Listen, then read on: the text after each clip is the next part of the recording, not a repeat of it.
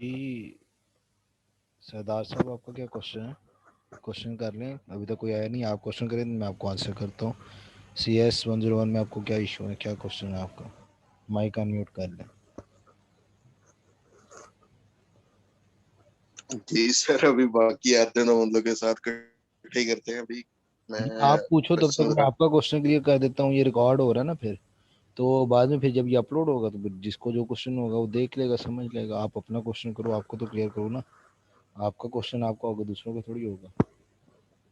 Sir मुझे काफी हद तक वैसे क्लियर है। मैं तो सिर्फ मतलब कि बाकियों के डाउट्स भी मैं कह रहा हूँ कि चलो ज्वाइन कर लेते हैं। आपकी असाइनमेंट सारी क्लियर हो गई थी जो मैंने बताई थी? चलो ये तो अच्छी बात है। ये तो फिर अच्छी बात है कि अगर आपको सारी समझ आ गई। या फिर मैंने वैसे 40 मिनट्स की वीडियो बनाई थी, समय तो आ जानी चाहिए थी। उसमें मैंने इंस्ट्रक्टर की वीडियो भी लगाई थी। फिर भी कुछ जी जी डाउट्स था तो चलो मैंने कहा Q&A सेशन कर लेते हैं। वैसे CS 101 में सर। अगर आपको कोई क्वेश्चन है असाइनमेंट के अलावा तो वो भी आप पूछ सकते हैं। Q&A सेशन इसीलिए किया। अच्छा सर। हम्म, आपकी आवाज़ बहुत कट रही है यार शोबस।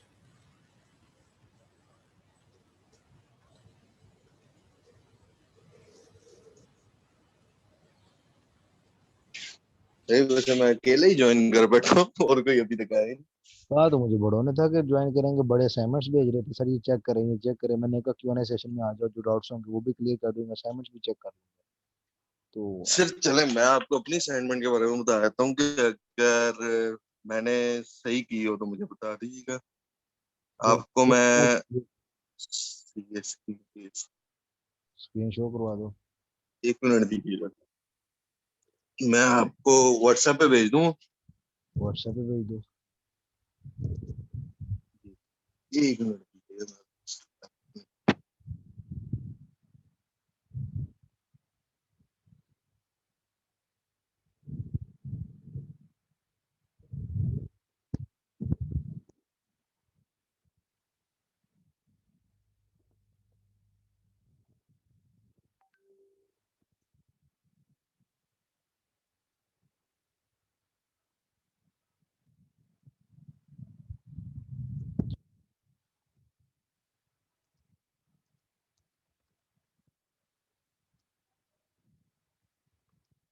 सही जो से हैंडआउट्स आपने मुझे सेंड किए थे पर वो अब डाउनलोड नहीं हो रहे। आगे मैंने पहले भी किए थे,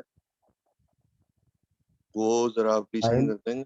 फाइल जो है वो नहीं पड़ी होगी, इस वजह से। अब ये मुझे व्हाट्सएप पे पूछ रहा है, मेरे लेक्चर में नेट का इशू। चलो मैं आपको दोबारा से ना एक टेक्स्ट कर रहा हूँ ताकि आपको पता चल जाएगा कि आपने इस पे भेजना है। बस ये लॉगिन मैंने कर लिया तो मैं आपको ना फाइल सेंड कर रहा हूँ व्हाट्सएप पर।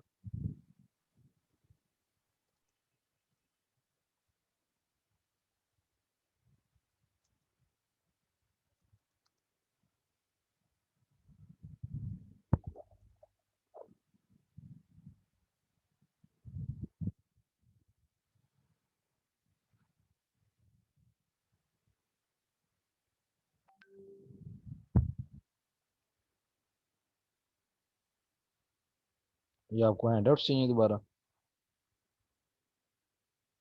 जी सर भेज। हैंडआउट्स आपको मिल जाते हैं, मैं सेंड कर रहा हूँ।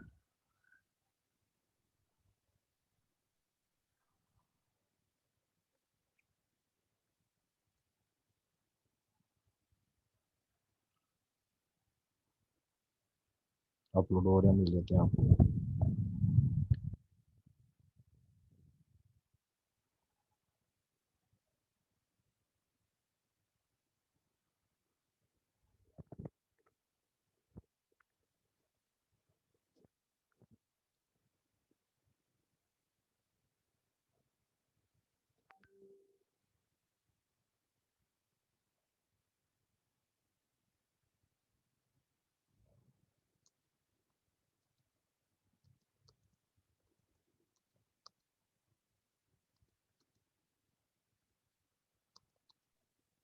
सर मैंने अपनी असाइनमेंट सेंड कर लिया, जरा चेक कीजिएगा।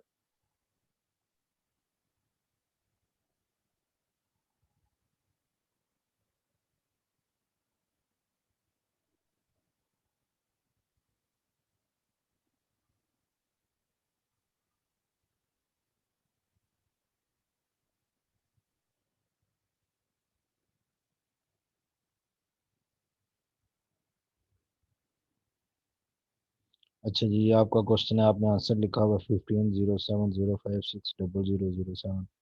अब क्योंकि मुझे इंस्ट्रक्शन याद नहीं है तो मुझे वो वाला सारा कुछ सेकंड क्वेश्चन करना पड़ेगा, तो फिर मैं इसका बता सकता हूँ कि क्या मुझे दोबारा से है ना सॉल्व करना पड़ेगा, बाकी तो ठीक है।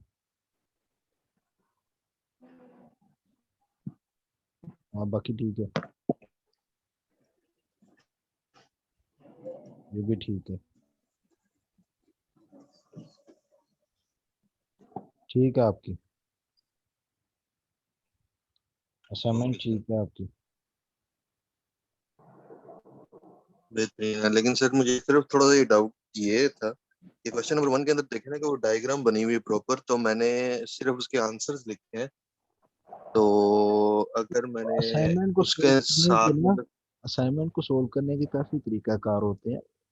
वीयू आपको टू द पॉइंट क्वेश्चन के आंसर पे मार्क दे देता है, लेकिन अगर आप किसी और यूनिवर्सिटी में हो तो आपको एक्सप्लेन करना पड़ता है कि क्या हो रहा है क्या नहीं हो रहा। तो अगर तो वो आपने किया तो भी ठीक है, नहीं भी किया तो मेरा नहीं ख्याल कि आपका इस पे इंस्ट्रक्टर नंबर काटेगा, इस पे तो काटने तो नहीं चाहिए, क्योंकि उसने जो पूरा पॉइंट आंसर मांगा है वो आपने दे दिया।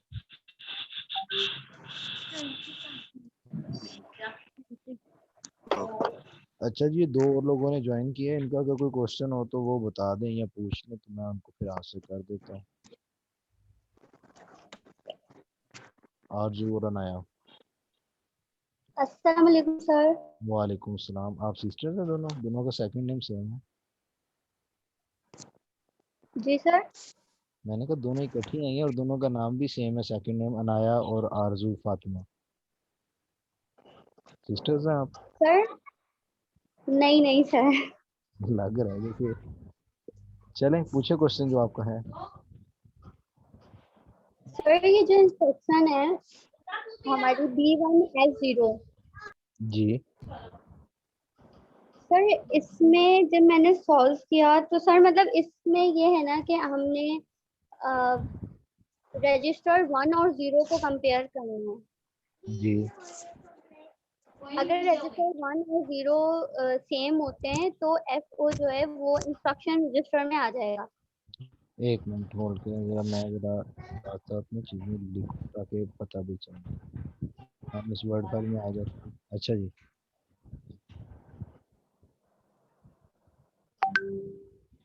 अब बताएं आपका रजिस्टर इंस्ट्रक्शन क्या थी? B B B1F0। One F zero, ऐसी थी इंस्ट्रक्शन? Yes sir. तो बताएं आप इस इंस्ट्रक्शन ने क्या B1 करना था भला?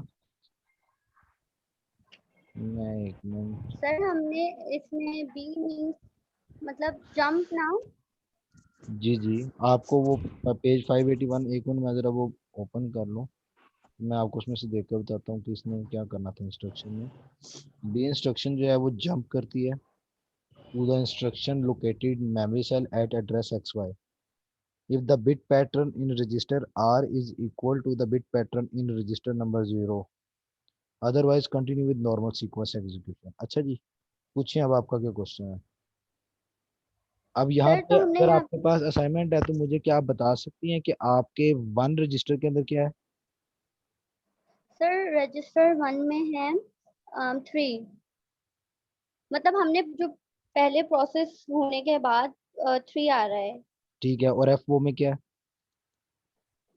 FO में सर CO है, उसमें तो सेल मेमोरी है। एक मिनट, मुझे आपकी किसी के पास असाइनमेंट फाइल पड़ी है? मेरे पास पड़ी हुई है, मैं इसको ओपन कर लेता हूँ, वेट करें।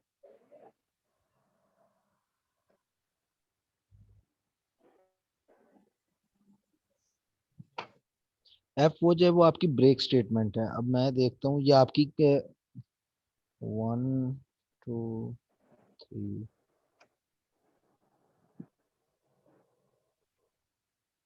अब देखें ना, एफ वो जो है वो है आपकी हॉल्ट स्टेटमेंट। Yes sir. तो हॉल्ट स्टेटमेंट तो कंपैरिजन हो ही नहीं ना सकती। सर मतलब हमने वो कंपेयर नहीं करना, लेकिन हमने रजिस्टर्स को कंपेयर करना है ना। एफ जीरो रजिस्टर में आपके पास क्या पड़ा हुआ है? एक मिनट, F0 रजिस्टर में सर C0। वो मेमोरी सेल है, मैं आपको ये तो कह रहा हूँ। इसने क्या करना है, जंप करना है आपका। यस सर, जंप करना है, इंस्ट्रक्शन जंप है। जंप जंप इंस्ट्रक्शन कैसे होगी? जंप इंस्ट्रक्शन चेक होगी सबसे पहले, क्योंकि यस सही सर। तो चेक नहीं है, जंप नहीं ना हो जाता। तो जंप क्या, जंप करने के लिए वो चेक करेगा। चेक क्या करेगा, जो बिट पैटर्न एग्जिस्ट करता है सेल में जो एक्स वाई पे आपका है, या जिसको आप कह लें F0 पे है, और जो रजिस्टर 1 के अंदर है। अब रजिस्टर 1 के अंदर आप कह रहे हैं 03 है, ठीक है अच्छा अच्छा, यानी सर हमने उसका बिट पैटर्न लेना है पहले। जी। अब बिट पैटर्न जो है वो उस पे 3 है, और FO पे आपका C0 है, तो दोनों मैच तो नहीं हो रहे ना बिट पैटर्न। तो जब बिट पैटर्न मैच सर नहीं मतलब तो, बिट, जी सर जी, 3 तो बिट पैटर्न मतलब किस तरह हुआ? मतलब बिट पैटर्न में तो सर 0 और 1 डिजिट्स होते हैं। एक मिनट में अगर आइए इसको ऐड तो करें। मतलब हमने पहले बिट पैटर्न फाइंड करना है, फिर बिट कंपेयर करना पैटर्न है। का मीनिंग होता है आपकी जो रजिस्टर के अंदर वैल्यू है उसको बिट पैटर्न कहते हैं, या मेमोरी सेल के अंदर जो वैल्यू है उसको बिट पैटर्न कहते हैं। ओके ओके, सही है जैसे सर। आपके फर्स्ट रजिस्टर के अंदर वैल्यू 03 है, इसी तरह आपके FO जो मेमोरी सेल है उसके अंदर वैल्यू C0 है। अब C0 एक हेक्साडेसिमल जो है वो वैल्यू है। और सी बनता है आपका, ए आपका 10 होता है, बी आपका 11 होता है, सी आपका 12 होता है। तो इसको आप कंसीडर कर लीजिए 120। तो 120 और 3 आपस में मैच तो होते नहीं है। तो जब मैच नहीं होते तो वो इस इंस्ट्रक्शन को जो है स्किप कर देगा और जंप नहीं करेगा। वो आपकी नेक्स्ट इंस्ट्रक्शन जो कि 9121 बनती है उसको एग्जीक्यूट करेगा। सर मतलब मुझे ये नहीं समझ आ रहा, जो बी में एग्जांपल है उसमें मतलब यही लिखा हुआ है कि रजिस्टर्स कंपेयर होंगे। तो सर हम यहाँ पर 1 रजिस्टर को तो 0 रजिस्टर से कंपेयर करेंगे, तो मेरे पास तो सर 0 में भी ना आंसर 3 आ रहा है, तो मेरे चले सेम मैं हो रहा मान है। लेता हूँ आपके पास 6 आ रहा है, तो एक रजिस्टर में आपके पास 3 है, दूसरे में आपके पास 6 है। अभी आप ही ने कहा है ना ये, एक रजिस्टर में आपके पास वैल्यू 3 है, दूसरे में आपके पास रजिस्टर 6 है। यहाँ तो अगर आपने नहीं सोल्व किया हुआ है, आपके पास उसकी इमेज वगैरह पड़ी है, आप मुझे वो शेयर कर दें, मैं उसको देख लेता हूँ। सर, रजिस्टर में थोड़ा रफली हुआ है। कोई बात नहीं, आप उसको ले आए, दिखा दें। नजर आना चाहिए कि आप क्या कह रही हैं क्या नहीं कह रही, तो उसको देखना हमने हमने कौन।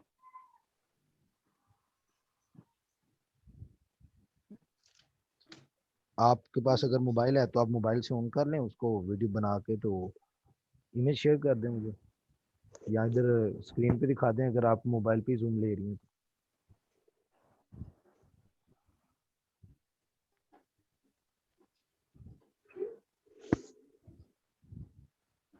सर किस तरह शो करूँ? एक मिनट,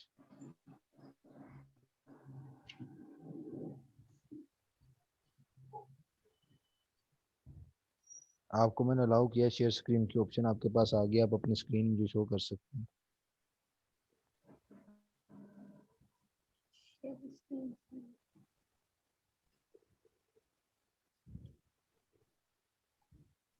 मैंने अपना जो है वो स्टॉप कर दिया, आप मुझे अपना अपनी स्क्रीन जो है वो शो करवा दें। अगर तो मोबाइल पे ऑन कर रहे हैं तो जस्ट वीडियो ऑन करें और बैक कैमरा ऑन करके मुझे वो दिखा दें, मैं उसको देख लेता हूँ। Okay sir.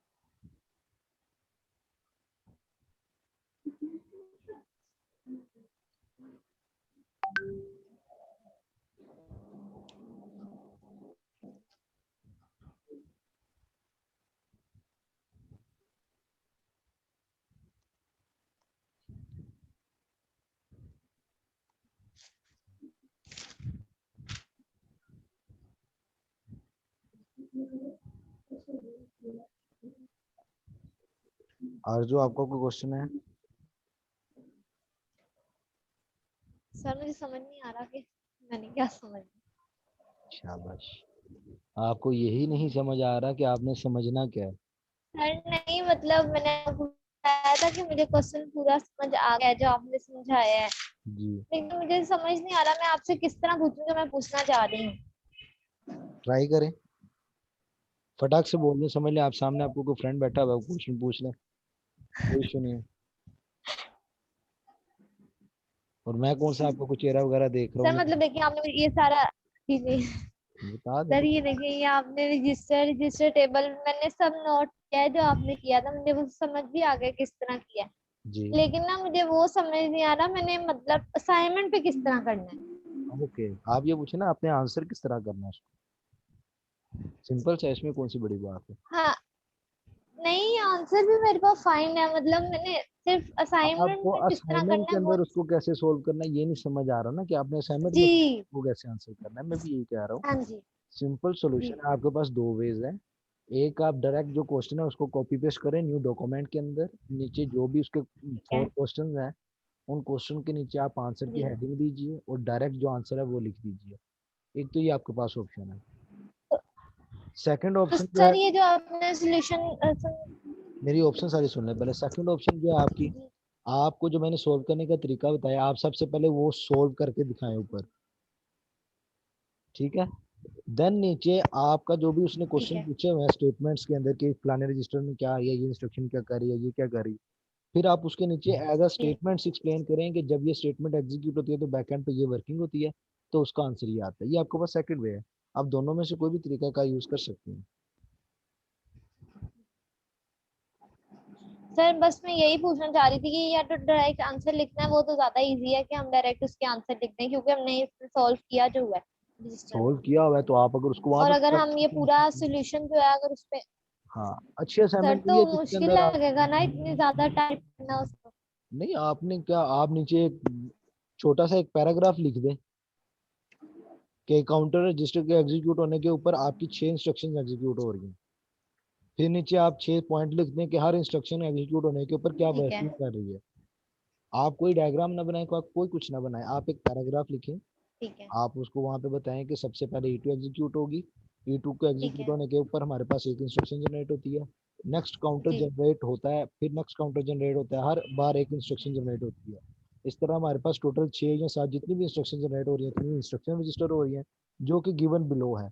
नीचे आप इंस्ट्रक्शंस कोड, जिस तरह मैंने आपको इंस्ट्रक्शंस कोड लिख के दिए थे, पहला था आई थिंक 15F3 करके, फिर इस तरह आपकी सेकंड इंस्ट्रक्शन, फिर हाँ थर्ड इंस्ट्रक्शन, फिर फोर्थ इंस्ट्रक्शन, या 6 की 6 या 7 के साथ जितनी इंस्ट्रक्शन आपकी बनती हैं वो लिख लें। नेक्स्ट फिर आप लिखें फर्स्ट एग्जीक्यूशन, फिर आप 1 लिखें और 1 की जो एग्जीक्यूशन है वो लिख लें, फिर सेकंड की एग्जीक्यूशन, फिर थर्ड की एग्जीक्यूशन, फिर फोर्थ की सर आपकी एग्जीक्यूशन। आवाज ब्रेक हो रही है, नहीं आ रही सही। मैं कह रहा हूँ कि आप फिर नीचे ना एक एक लाइन के अंदर एक्सप्लेन कर दें कि फर्स्ट इंस्ट्रक्शन क्या कर रही जी है, जी सेकंड क्या कर रही है, थर्ड क्या कर रही है। जब आप वो सारे ठीक इंस्ट्रक्शन है एक्सप्लेन कर देंगी, उसके बाद अब आप उसके फर्दर क्वेश्चन के ऊपर आ जाएं। जब जो वो पूछ रहा है कि फर्स्ट इंस्ट्रक्शन के टाइम रजिस्टर में वैल्यू क्या होगी, आप उसको बता दें अकॉर्डिंग टू ठीक है, एग्जीक्यूशन। पहले हमने इसको थोड़ा सा एक्सप्लेन कर दें, आप कह रहे हैं कि एक एक स्टेटमेंट कर उसकी दें, लिख दें, कर दें, अच्छा है उसके आपका। बाद हम एक क्वेश्चन लिख के उसका डायरेक्ट जो आंसर आ रहे हैं वो लिखते जाएं। नहीं, उसमें भी अगर आप ऊपर स्टेटमेंट्स लिख रहे हैं तो फिर नीचे डायरेक्ट आंसर ना लिखें। फिर आप नीचे बताएं, जैसे आपका फर्स्ट है what is the value of register E0 शायद, या E2। सर आवाज नहीं आ रही आपकी। अब आ रही है आवाज, आवाज आ रही है अब मेरी, हेलो, साउंड आ रही है मेरी।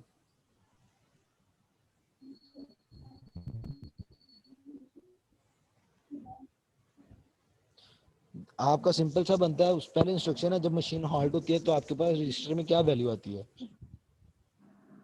तो आप अब आइए उसको सही। तो आप उसको बता दें कि जब इंस्ट्रक्शंस हॉल्ट होते हैं यानी कि प्रोग्राम एंड होता है। इसी तरह आप बस उसको बता दें कि फिर उसमें हो कुछ। सर कहीं चले गए हैं शायद, नहीं नहीं, मैं इधर ही हूँ, सर की आवाज ब्रेक हो रही मैं इधर ही हूँ, मैं इधर ही हूँ। है। ठीक है जैसे उसने पूछा हुआ है पहले इंस्ट्रक्शन पे जब मशीन हॉल्ट होती है एग्जीक्यूशन तब क्या होता है, तो आप बता दें जब एग्जीक्यूशन हॉल्ट हो रही है तो रजिस्टर 0 के ठीक है ऊपर कोई भी इंस्ट्रक्शन एक्शनेबल नहीं है। ये नहीं कि कोई भी इंस्ट्रक्शन ऐसी नहीं है जो रजिस्टर 0 या रजिस्टर 1 जो भी उन्होंने पूछा हुआ है। क्या, एक मिनट मुझे क्वेश्चन जी ताकि मैं आपको सही एक्सप्लेन करूं। इधर उन्होंने पूछा determine the contents of register 1 अच्छा हॉल्ट्स। तो आप बताएंगे कि जिस जी इंस्ट्रक्शन के ऊपर आके, जैसे ये एक इंस्ट्रक्शन है जिसके अंदर आपका फर्स्ट रजिस्टर के ऊपर वैल्यू चेंज हो रही है, पहले 1 है बाद में 3 हो रही ठीक है, है। तो आप एक्सप्लेन करेंगे कि ऑन एग्जीक्यूशन ऑफ हाँ जी this instruction the value of register 1 is change from 01 to 03। ठीक है।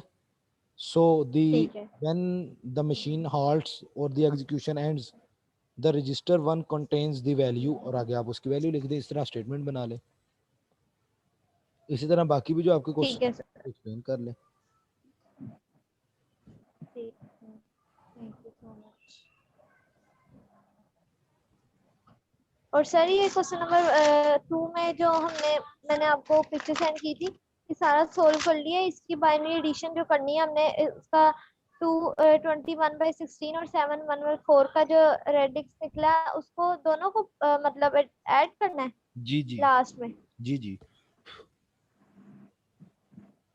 ऐसा ही तो करना। मतलब इन दोनों के आंसर सेम आएंगे, मतलब एक ही आंसर आएगा इन दोनों का। जी जी, ये इस तरह होगा जैसे 20 + 10 होता है 30। ठीक है ठीक इसी तरह आपके पास दो स्टेटमेंट्स है, आप उनको बाइनरी में कन्वर्ट करेंगे और बाइनरी में कन्वर्ट करने के बाद दोनों को ऐड करवा देंगे। ठीक है सर। और कोई क्वेश्चन? बस यही पूछना जिसका बस क्वेश्चन यही पूछना था जिसका सर। क्वेश्चन क्लियर होता जाता है वो लीव कर सकता है, जिसका क्वेश्चन है वो स्टे करे,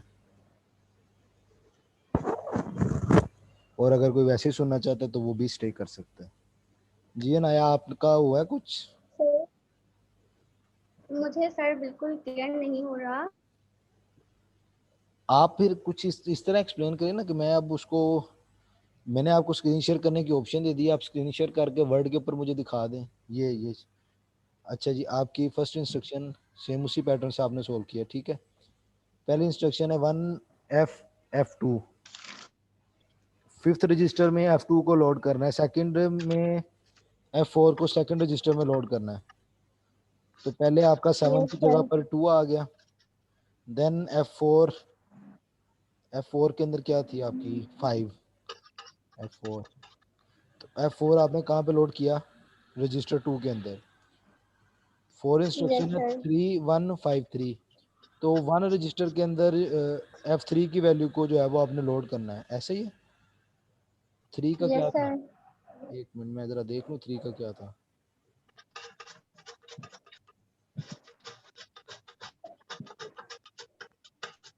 store the bit pattern found in register in the memory cell. अच्छा जी, जो आपके पास 1 में है वो आपने 3 में स्टोर करवाना है। Yes sir. तो 1 में हमारे पास, सॉरी मैं 511F को स्किप कर गया हूँ।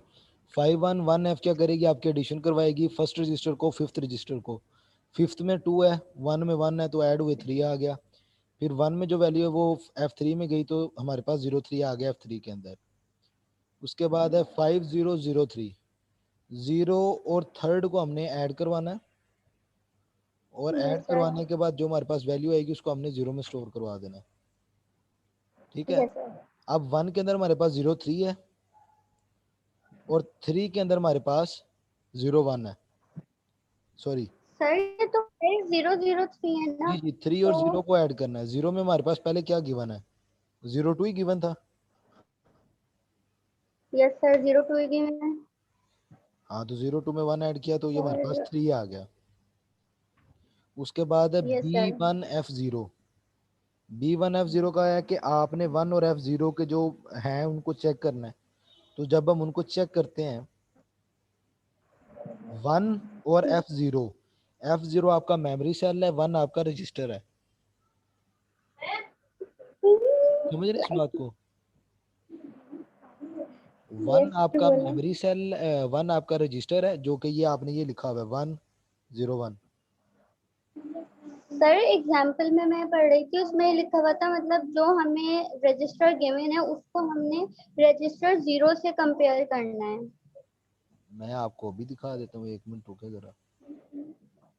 तो सर आप एक बार खुद भी पढ़ लें, मुझे समझ ना ये मैं चीज नहीं आपको आ रही। पढ़ाता हूँ, ये देखें।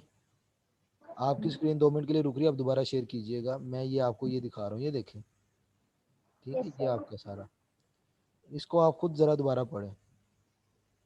ये जो लाइन लिखी है ना यहाँ तक, ये 0 तक,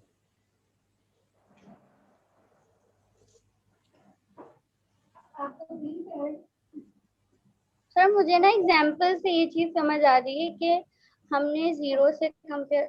अच्छा सर, मतलब अगर F0 है तो F0 से कंपेयर करेंगे, मैं वही तो रजिस्टर आपको 0 कह रहा से हूँ। नहीं करेंगे, jump to the content. Instruction located in memory cell at address xy if the bit pattern in register r जो रजिस्टर है इसकी वैल्यू और जो 0 रजिस्टर है, ठीक है ठीक है, मैं आपको यस पॉइंट समझ गया हूँ।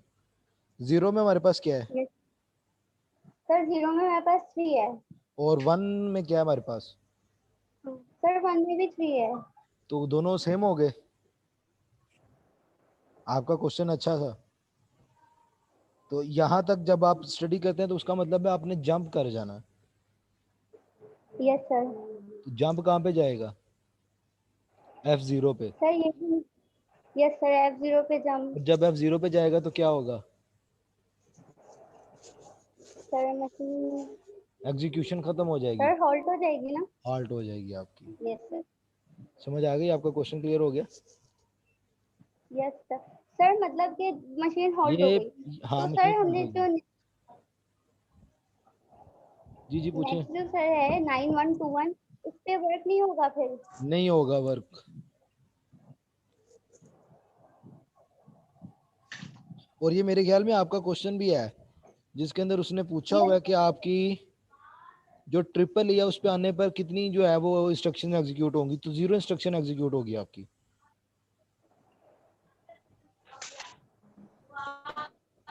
सर, डबल पे 0 आएगा। थर्ड वन जो है, how many time the machine instruction eight address double is executed before the machine yes halt. Sir.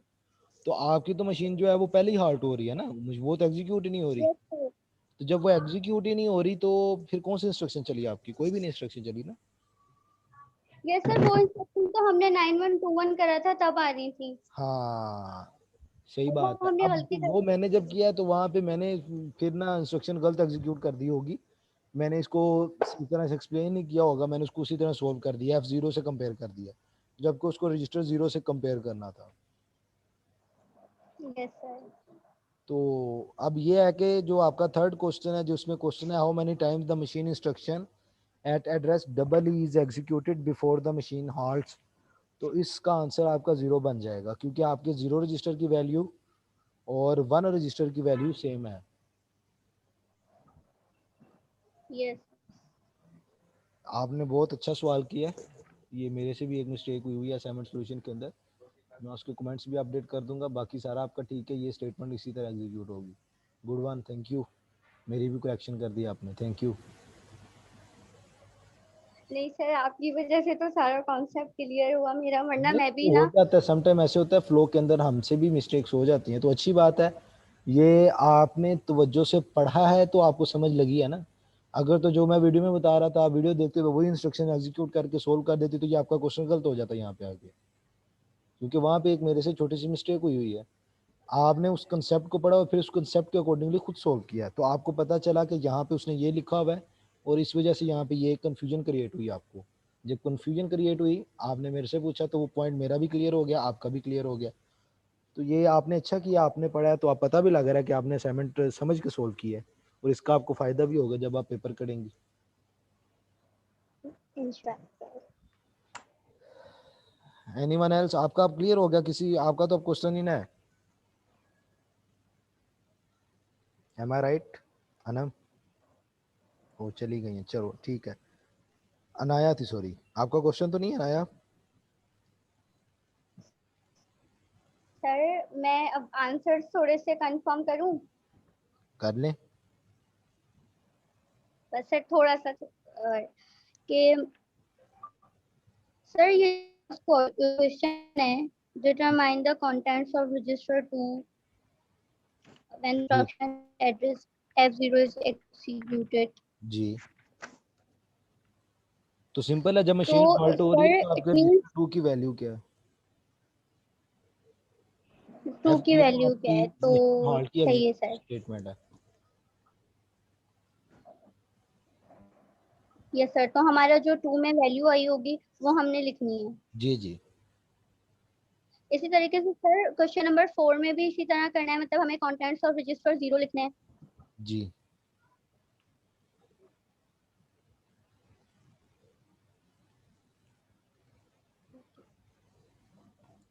ऐसा ही है।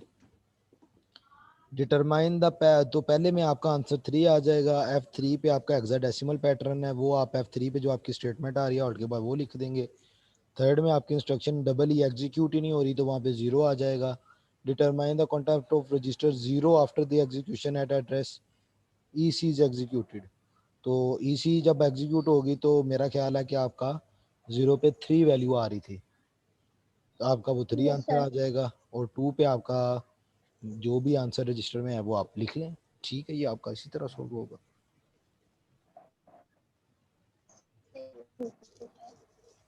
आरजू, आपका क्वेश्चन क्लियर हो चुका है? जी सर। अनाया, आपका भी हो गया?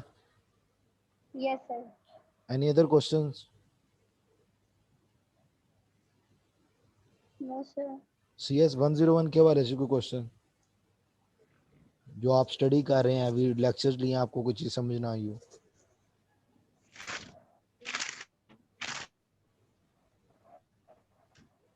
अच्छा, सनी आए हैं। सनी, आप जी पूछे अर्जु। सर ये जो 51 लेक्चर था ना प्रोसेस ऑफ बूटिंग, ये नहीं समझ। एक मिनट, मुझे अब हैंडआउट्स ओपन करने दें, एक मिनट।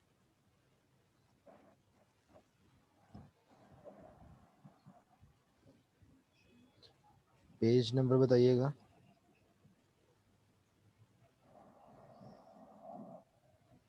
मॉड्यूल 51 क्या है आपने? जी जी। मॉड्यूल 51, ये तो अभी मैंने ना पढ़ाया है किसी को। आप लगता है वो वीयू के लेक्चर्स के अकॉर्डिंगली चल रहे हैं। जी सर। अच्छा जी, 10 पेज नंबर है, ठीक है।